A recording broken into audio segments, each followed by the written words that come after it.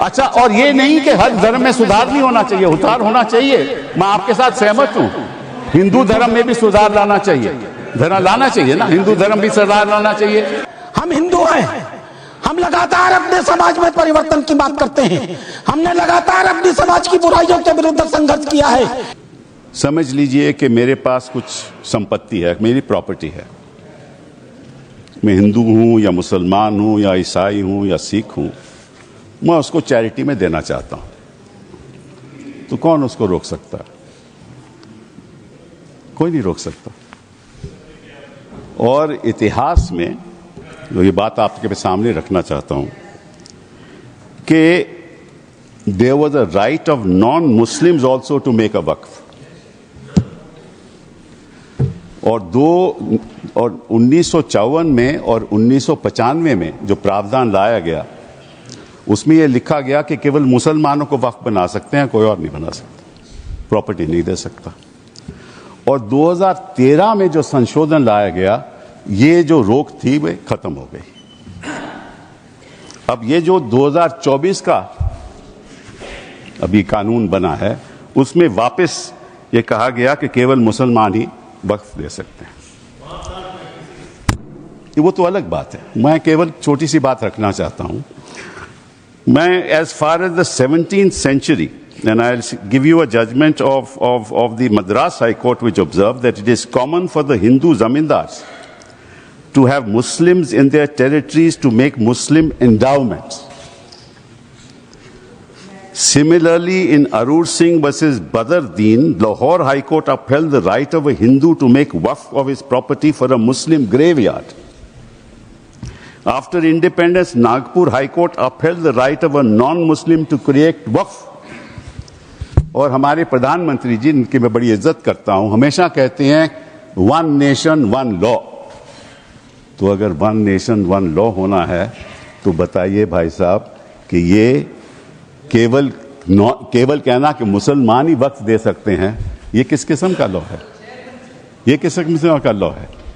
और ये भी कहना कि मुसलमान को पहले 5 साल मुसलमान बने फिर तय करना होगा कि तुम वक्फ दे सकते हो कि नहीं। अरे भाई, प्रॉपर्टी मेरी, मालकियत मेरी, चैरिटी में मैं देना चाहता हूं, आप कौन होते हो कहने को नहीं दे सकते? ये कौन सा कानून है? ये छोटी सी बात है, ये कौन सा कानून है? मैं हिंदू हूं, हिंदू होकर भी मैं दे सकता हूं, ये तो मेरी मर्जी है ना, प्रॉपर्टी तो मेरी है, आपका तो कोई हक नहीं। तो पहली बात तो ये कि ये आपने प्रावधान रखा क्यों? अगर आप वन नेशन वन लॉ की बात करते हो कि सारे धर्मों पे लागू करो, कोई भी दे सकता है। पहली बात ये। दूसरी बात, एक नड्डा साहब ने बड़ी अच्छी कही कि देखिए ये कितनी एकर्स प्रॉपर्टी औकाफ की है, वक्फ की है। मैं उनको बताना चाहता हूं कि देयर आर 32 वक्फ बोर्ड्स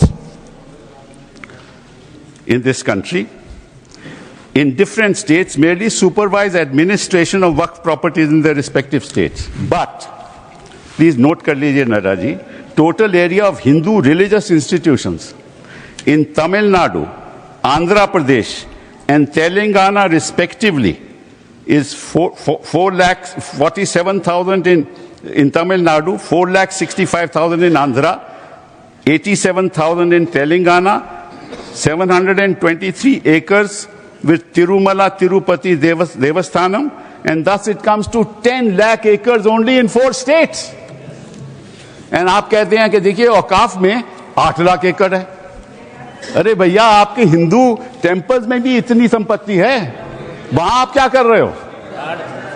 वहां आप क्या कर रहे हो? बाकी स्टेट्स में देखो ना। अच्छा, और ये नहीं कि हर धर्म में सुधार नहीं होना चाहिए, उद्धार होना चाहिए। मैं आपके साथ सहमत हूं, हिंदू धर्म में भी सुधार लाना चाहिए, लाना चाहिए ना, हिंदू धर्म भी सुधार लाना चाहिए। अंडर हिंदू धर्म, एक मिनट, हिंदू धर्म, मैंने आज तक किसी को टोका नहीं, मैं केवल छोटी सी बात रख रहा हूं आपके सामने। हिंदू धर्म में भी सुधार होना चाहिए। अब हिंदू धर्म के अंतर्गत अगर कोई सेल्फ एक्वायर्ड प्रॉपर्टी हो तो वह अपने बेटों को दे सकता है, बेटी को नहीं दे सकता। कहता है मैं नहीं दूंगा अपनी बेटी को। इस्लाम में भी है कि भाई को ज्यादा मिलेगा और बेटी को कम मिलेगा, इस्लाम में भी ये है। वहां वक्त से द्वारा सुधार हो सकता है, यहां कोई सुधार नहीं हो सकता। तो आप अगर महिलाओं की बात करते हो तो एक कानून लाओ कि हिंदू लॉ में कोई अपनी सेल्फ एक्वायर्ड प्रॉपर्टी केवल बेटों को नहीं दे सकता, वहां महिलाओं का हक होना चाहिए।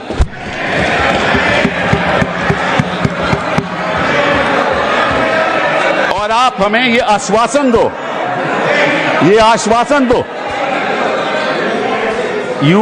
you make a commitment in this house that you will bring a law which will protect the right of daughters when they want to give away their self-acquired property. हम हिंदू हैं, हम लगातार अपने समाज में परिवर्तन की बात करते हैं। हमने लगातार अपनी समाज की बुराइयों के विरुद्ध संघर्ष किया है। इतिहास पर गवाह है, हमारे यहाँ सती प्रथा होती थी, हमने सती प्रथा निषेध अधिनियम लाया।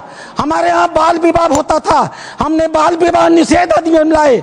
हमारे यहाँ विधवा विवाह नहीं होते थे, हमने विधवा विवाह अधिनियम लाया। आश्चर्य की बात होती है जब इस समाज की चर्चा होती है, आश्चर्य की बात होती है इन 75 सालों के अंदर एक बार भी मुस्लिम समाज के संशोधन को लेकर, सुधार को लेकर के, एक गरीब मुसलमान की जीवन की बेहतरी को लेकर के एक बार भी किसी प्रकार के सुधार आंदोलन को इस सदन में लाने का काम नहीं किया। आज यह पहली बार है और हमें गर्व है अपने प्रधानमंत्री पर, नरेंद्र मोदी पर, जिन्होंने इस मुस्लिम समाज के सुधार के ऐतिहासिक विधेयक को लाने का काम किया है। 2014 में माननीय प्रधानमंत्री बने थे, उनके दृष्टि में कभी हिंदू और मुसलमान नहीं होता था, उनका सिर्फ एक नजरिया होता था, गरीब और अमीर। आप गौर कीजिएगा, यह सदन गौर करेगा। हम जनधन योजना लेकर के आए, 42% लाभार्थी मुस्लिम थे। हम प्रधानमंत्री आवास योजना लेकर के आए, 31% लाभार्थी मुस्लिम थे। हम उज्ज्वला योजना लेकर के आए, 37% लाभार्थी मुस्लिम थे। हम मुद्रा योजना लेकर के आए, 36% लाभार्थी मुस्लिम थे। हम स्किल इंडिया लेकर के आए, 22.7% लाभार्थी मुस्लिम थे। हमने प्रधानमंत्री एम्प्लॉयमेंट गारंटी प्रोग्राम चलाया, अध्यक्ष महोदय 70% अधिक मुसलमानों ने उस योजना का इस देश में लाभ लिया। मेरे पार्टी की बैठक है, मुझे बताना नहीं चाहिए, लेकिन मैं कहूंगा, माननीय प्रधानमंत्री इसी बाल योगी सभागार में हम सारे सांसदों की बैठक ले रहे थे। उन्होंने क्या कहा हमसे? उन्होंने कहा, लोग कहते हैं कि मुसलमान भाजपा को वोट नहीं देते, आपको याद होगा मित्रों?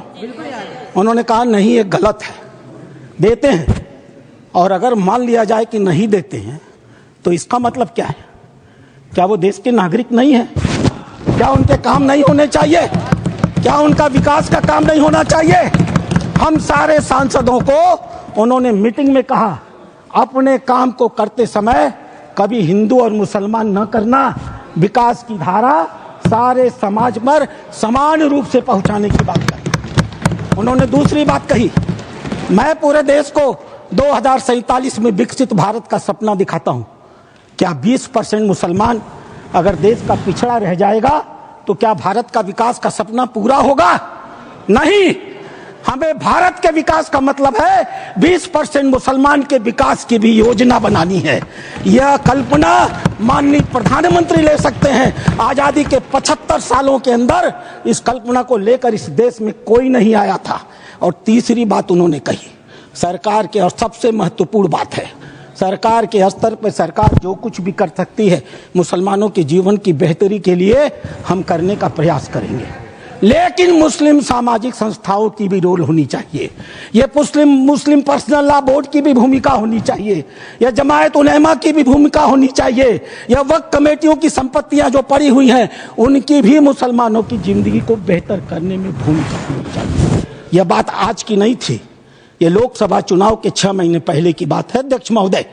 उस समय वो कल्पना लेकर चल रहे थे कि अगर हमने मुस्लिम वक्फ की संपत्तियों का बेहतर उपयोग कर लिया, पारदर्शी उपयोग कर लिया, उनकी आय को बढ़ा दिया, उनके ऊपर जो कब्जा करके लोग बैठे हुए हैं उन कब्जेदारों को हटा दिया तो स्वाभाविक रूप से जो अकूत संपत्ति पूरे भारत में मुसलमानों के पास आएगी, हम उसका इस्तेमाल गरीब मुसलमानों की शिक्षा के लिए, जीवन की बेहतरी के लिए, उनके मुसलमान महिलाएं दर बदर भीख न मांगे, अपनी इज्जत का समझौता न कर सकें, कोई बूढ़ी मुस्लिमरा रात को खाली पेट सोने के लिए मजबूर न हो, हम उसके लिए व्यवस्था करके लाएंगे।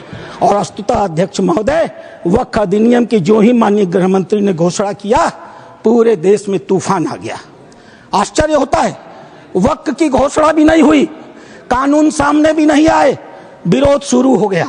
तुम्हारी मस्जिदें कब्जा कर ली जाएंगी, तुम्हारे दरगाह कब्जा कर लिए जाएंगे, तुम्हारे कब्रिस्तान कब्जा कर लिए जाएंगे, तुम्हारे मदरसे कब्जा कर लिए जाएंगे। मैं एक पत्रक लेकर के अध्यक्ष महोदय आया हूं। केरल और कर्नाटक की एक आतंकवादी संस्था है PFI, माननीय गृह मंत्री को आभार प्रकट करता हूं, उन्होंने बैन किया है। PFI की एक दूसरी संस्था है SDPI। आज SDPI मेरे पास पर्चे हैं, मैं गृह मंत्री को सौंपूंगा और आपको भी दूंगा। आज SDPI पूरे देश में, मेरे पास राजस्थान के पर्चे आए हैं जहां SDPI सबसे कमजोर है, पूरे देश में पर्चे बांटे जा रहे हैं और बताया जा रहा है कि ये वक्फ कानून अगर आ गया तो मस्जिदों पर भाजपा सरकार कब्जा कर लेगी। आखिर क्यों? लेकिन ये लोग भूल गए, नरेंद्र मोदी किसी और मिट्टी के बने हुए हैं। आपके विरोध से वो डरने वाले नहीं थे। आप चाहे जितना भी विरोध करते, वो मजबूती के साथ एक आम गरीब मुसलमान, एक दलित, एक पिछड़ी महिला, एक अनाथ महिला, एक तलाकशुदा महिला, अनाथ बच्चों के साथ खड़े होने वाले थे और इसीलिए वो मजबूती से विधेयक लेकर के आए।